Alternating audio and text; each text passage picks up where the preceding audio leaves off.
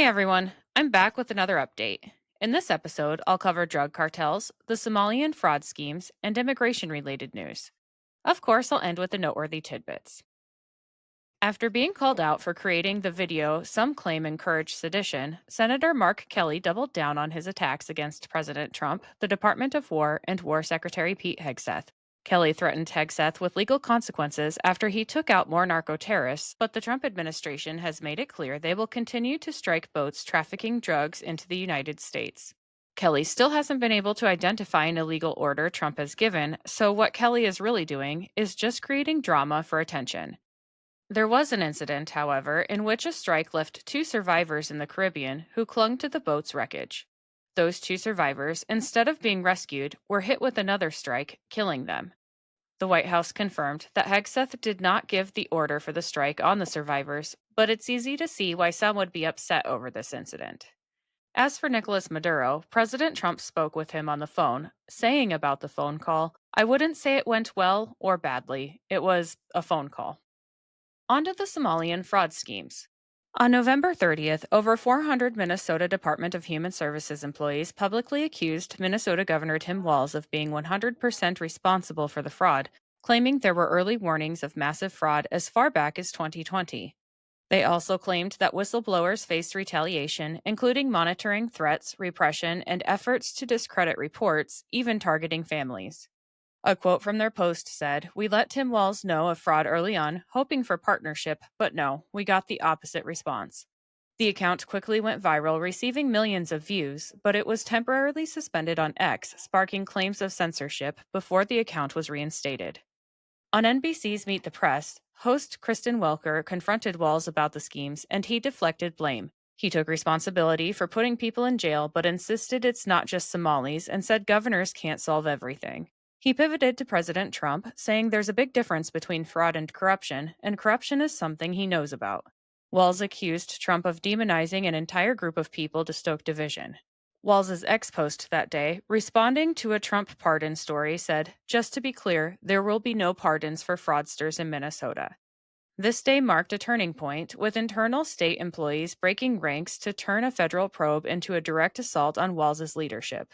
Federal investigations were launched on December 1st, with House Oversight Committee Chairman James Comer announcing a probe into Walz's role, citing serious concerns about how his administration allowed millions to be stolen. He demanded documents on what Walz knew and why investigations were stalled, and said because of Governor Walz's negligence, criminals, including Somali terrorists, stole nearly $1 billion while children suffered. Treasury Secretary Scott Bessent confirmed an investigation into whether Minnesota funds reached Al Shabaab and in an ex post said, "At my direction, the U.S. Treasury is investigating allegations under the feckless mismanagement of the Biden administration and Governor Tim Walz. Hardworking Minnesotans' tax dollars may have been diverted to the terrorist organization Al Shabaab." Let's shift to immigration related news. Homeland Security Secretary Kristi Noem confirmed that up to 100,000 Afghans that were let in under Biden are now being re examined, and federal investigators believe that the Afghan National Guard shooter was radicalized through connections in his home community and state. Borders Czar Tom Homan said that most third world migrants will be deported because it's not possible to vet all of them, especially considering most terrorists aren't in a database because they don't have systems in place like we do.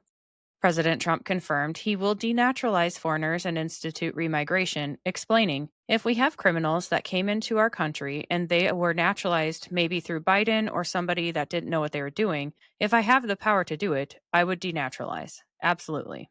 ICE is ramping up arrests and deportations in Muslim dominated Dearborn, Michigan, and it was confirmed that New York City is harboring 7,169 known criminal illegal aliens, including hundreds of murderers and sexual predators. USDA Secretary Brooke Rollins confirmed that SNAP and all USDA programs are being reviewed to kick off any illegals receiving federal benefits, with 22 blue states refusing to turn over their data. Hispanic businesses in New Orleans have put up signs saying "ICE not welcome here," and Housing Secretary Scott Turner confirmed he is actively purging illegals from all public housing and HUD programs. The Trump administration is cracking down on up to 7,000 CDL license providers because they continue to fail to abide by federal standards, with 16,000 under intense review. Now it's time for the noteworthy tidbits, which are brought to you today by Big Fork Brands. Let me tell you about them quick. Sometimes I get on a roll cleaning or gardening, and I need a boost but don't have time for a meal. Big Fork brand's pork jerky is the perfect choice to keep my momentum, offering high-protein snacks for on-the-go energy boosts. Not only do they offer pork jerky, but they also make pork sticks, bacon sausage, bacon hot dogs, and burger and hot dog sauces. Products come in a variety of delicious flavors, including Thai green curry and maple and brown sugar for the meat options, and gangster and Chicago fire for the sauces. I personally think the original flavor of the pork jerky hits just right after tackling a big chore. It's a little salty and very flavorful. My discount code gives you 20% off your entire order, and it's currently the best deal available.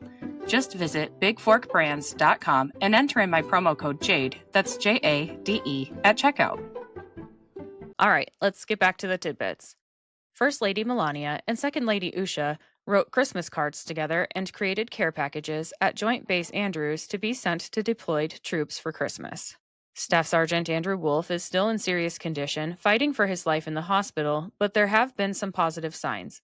Virginia Governor Morrissey reports that Wolf responded to a nurse with a thumbs up when asked if he could hear her, and he wiggled his toes. President Trump said he's spoken with Wolf's family, and he invited fallen Army Specialist Sarah Beckstrom's family to the White House to honor Sarah. President Trump urged America First patriots in Tennessee's 7th Congressional District to go out and vote for Matt Van Epps.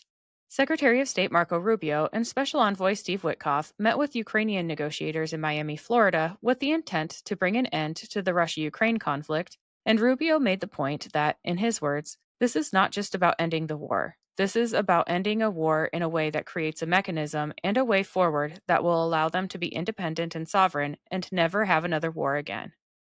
The Senate is set to consider the impeachment of Judge James Boasberg, with the Judiciary Committee holding a hearing on holding rogue judges accountable.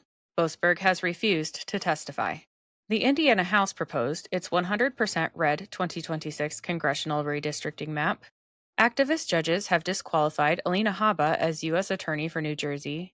President Trump signed the peace deal between Rwanda and Congo today, hosting the presidents of both countries. President Trump signed a law that gives Medal of Honor recipients their first pension raise in 25 years, increasing from $16,880 per year to over $67,000 per year. Senator Bernie Moreno filed legislation to permanently get rid of dual citizenship, giving people 1 year to decide which country they want to be a citizen of. James Comey and Letitia James may be indicted again this week.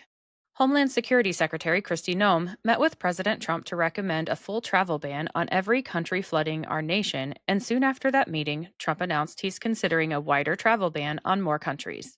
House Minority Leader Hakeem Jeffries threatened to prosecute Trump allies if Democrats reclaim power, saying, "All these GOP extremists and Trump sycophants, the statute of limitations is 5 years. It will be well beyond the end of the Trump administration." Lastly, the Senate voted to advance Trump nominee David Bragdon to be district judge for the Middle District of North Carolina. That's all I have for today. I'll be back with another update soon. Until then, please like, subscribe, and share this podcast, and follow me on Instagram and X at Shades of Jade Pod. Thank you for listening and have a great day.